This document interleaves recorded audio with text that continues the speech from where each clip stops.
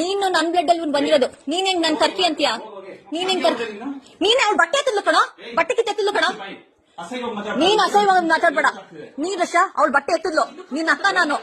ಬಟ್ಟೆ ಕಿತ್ತು ಎತ್ತಿದ್ಕೆ ಬಟ್ಟೆ ಕಿತ್ತು ಎತ್ತಿದ್ಲು ರಶ. ರಶ ನಿನ್ ಮೇಲೆ ಹಣೆ ಇರ್ತೀನಿ ನಾನು, ಸುಳ್ಳು ಹೇಳ್ಬೇಡ. ಸರಿ ಸರಿ ಹೋಗ್ ರಶ. ಮನೆಯೊಳಗೆ ಬಂದಿಲ್ಲ.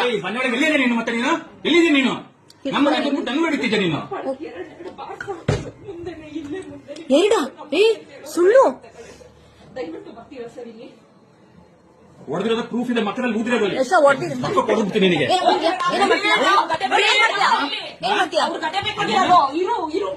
ಅವನು ಹೊಡಿಯಕ್ ಬಂದು ನನಗೆ